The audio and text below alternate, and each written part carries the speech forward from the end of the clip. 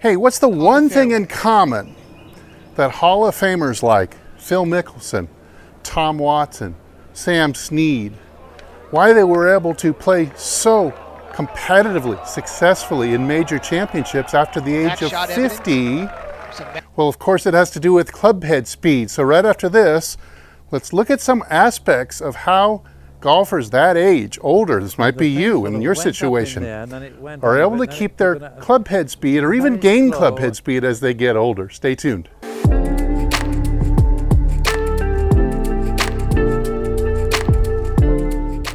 Hey, this is Steve from HitItLonger.com. I'm still recovering from my eye surgery, but if you like this content, I hope you'll hit like and subscribe. Okay, so the one commonality, all three of those golfers I mentioned in the intro, Mickelson, Watson, Sam Snead, were able to play competitively in majors well after the age of 50.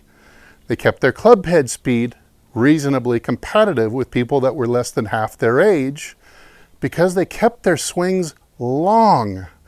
Their swings, not only the backswing, but the follow-through was kept long. This becomes increasingly difficult, I know, as we get older, but you can fight it. You can practice, you can change this. You do not have to follow the ordinary curve of the golfer getting shorter and shorter as they get older. Now, once you're short, sure, the project is going to be just a little bit tougher. As you get to be 40 and then 50, you really want to start working on this a lot so that you don't follow the curve. That way, if you can keep your swing long, you're going to have it, you're going to be competitive with your handicap and people much younger than you hit the ball, maybe a little farther than you, but it won't be that much because you're still going to retain a lot of your power. Now, my favorite two tools here, got a couple tools that I work with students all the time with. You might have your favorites, or you can try out mine. We've got the Orange Whip Trainer. This is a all-around great tool to have in your bag for both warming up and for tempo, but this can also greatly assist you in lengthening out your backswing and your follow-through. Then I've got my own creation here, the Power Coil Pro. Both of these are available on my website, HitItLonger.com, in the Pro Shop, but I'm going to leave special links down below directly to these products if you would like to pick one up. Now, I have seen, what have I seen? 5 miles an hour easy. 10 miles an hour can be done. 10 miles an hour can be had if you're a short swinger and your follow-through is short, just by lengthening the swing and the path of the handle. The longer that swing is, the more time you have to accelerate the club head, thereby reaching a higher velocity. What's funny is you might be thinking of short swings on tour, people like Jon Rahm. Well, he hits it really far. Or let's say Tony Finau. Here's another really short swing, but he still hits it really way out there. What's interesting, Tony Finau is probably like a 125 mile an hour guy when he really wants to get it going. But a few years ago, he's goofing around at home in Utah with some friends, and they challenged him, hey, can you make a full swing all the way to parallel or past, and let's see what happens. So he does, and of course his club head speed jumps up to 140 miles an hour. So like I said, there is somewhere at least 5, probably 10 miles an hour potential, and for some people it could even be 15 miles an hour. This is low-hanging fruit. You just have to fix one thing. Easy on paper, harder in practice. But this can lead, if you're fairly efficient, this can lead to 15, 30 or more yards off the tee, and that is really going to change the way you play out on the course and all of your strategies to boot. So I like to use this one first. I like to do a kind of a static stretch first, plus this tool allows you to just feel the perfect plane and positions at the top. For the beginning position, I like to put it about shoulder or ear high. Walk it out, give it a little tension. And yeah, sure, you could probably do this with one of those gym stretchy band things, but this clips on so easily, and this has a really nice, realistic feeling golf grip at this end, so it just feels a little bit better, more realistic to hold. We're going to hoist it into position 0 here. We're going to start to work a wider and wider handle path. You'll notice I'm going to start getting wider, wider, wider, wider. You're going to really see pretty nice shoulder turn here. Let's check it out.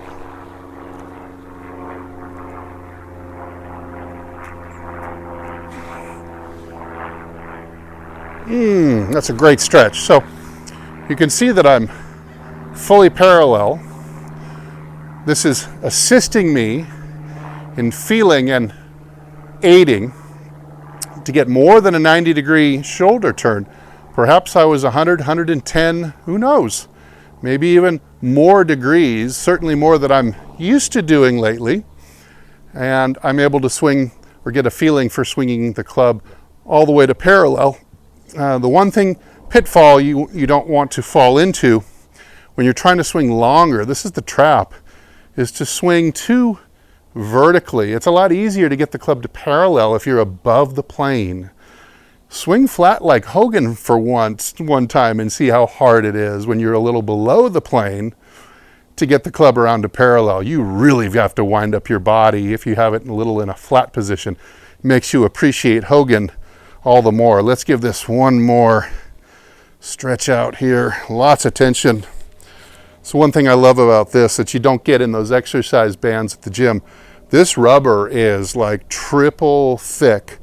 So you only have to stretch about, 8 or 9 feet to have more assistance.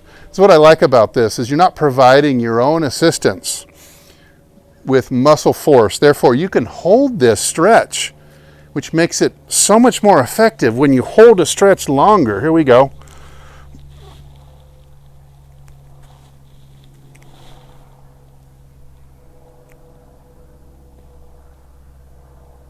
Oh, that feels so good. It can be a little bit difficult, but it feels great. Now, I'm going to put it down lower. I want to show you the versatility of this thing. You put it down lower. It's going to force me to swing past parallel now. I call this the John Daly drill. The lower you put it, the harder it gets, because it's going to force a swing. It's past parallel, like this. Oh, that might be a little too much for me today, but you can see between lowering this and walking it out further, this will give you, anyone, no matter how stout you are, how fast you swing, or how strong you are, this will give you a workout, a challenge, and will really stretch the necessary muscles you need to lengthen your swing. Of course, you can always flip it around, and you can also practice other drills like the length of the follow through. You can practice the width of your takeaway just by turning away from you. You see, I can practice the sensation of a super wide takeaway just by turning around. You can really feel all the muscles in your shoulder and your upper back really stretching early to get this handle path nice and wide. Really important stuff for hitting the ball both longer and more consistently straight. Now that I've got the static stretch out of the way, love this orange whip. This is, you can see it's got a super flexy shaft, wobbles back and forth, and this orange head is really heavy. So don't have to necessarily try to swing this fast. What I like to do is over-exaggerate the length of the swing, and I do this with a lot of students. I do a drill called see it and see it. I'm going to swing back so far that I can see it, and swing all the way through to where I can see it again. So, top of the backswing, I can see it with my left eye. End of the downswing, I can see it with my right eye. You're letting the mass in the head build momentum. Let it keep stretching you. Don't try to fight it. Here we go. Just like that. Okay, let's look at it once from this angle now.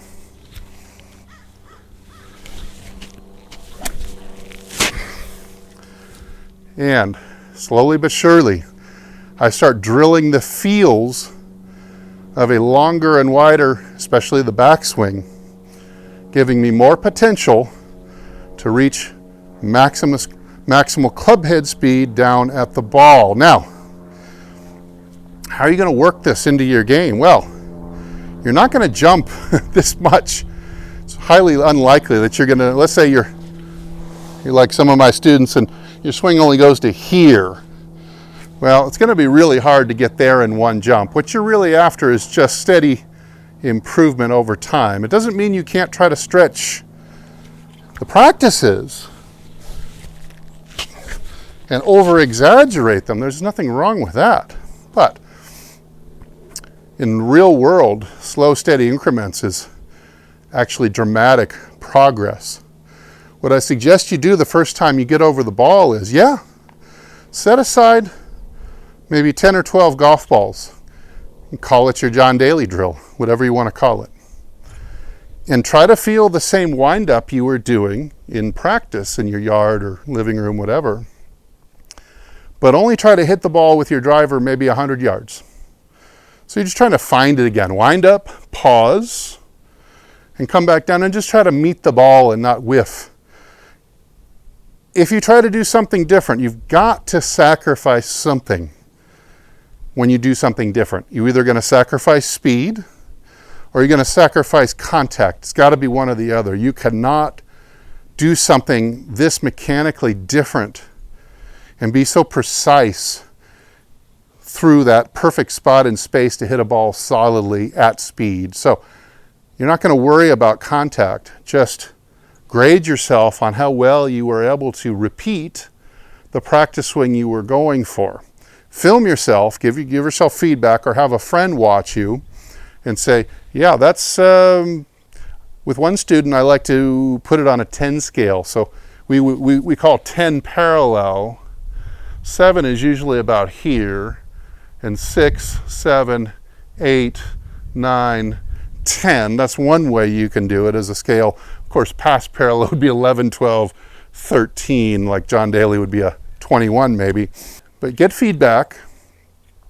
Don't expect to hit the ball under control. That's a folly. So don't downgrade yourself as a golfer or a human being just because you can't hit 10 drives in a row for crap, because that's probably what's going to happen. This is not something that you, just like any other change, this is not something that you're going to go out and just fix. Steady progress, keep working at it. Low expectations for contact and speed at first. Your brain will start to work out the solution and will start to rewire itself to facilitate contact and speed. You just got to be patient and let it take the time that it needs. So check out these two tools. This is the Orange Whip Trainer. This is the Power Coil Pro. I've left links down below. Or you can just use your gym stretchy band, and if you have some other version of this, or you think you can just get it done without any tools at all, great. I just want to see you get better. Hey, thanks so much for watching, considering these tips. I'm Steve. Head over to my website, hititlonger.com, for over 300 or 400 more instructional videos like this. I think they're all going to help you get better. In the meantime, either I'll see you in the next video or I'll see you longer and straighter down the fairway. Everybody take good care.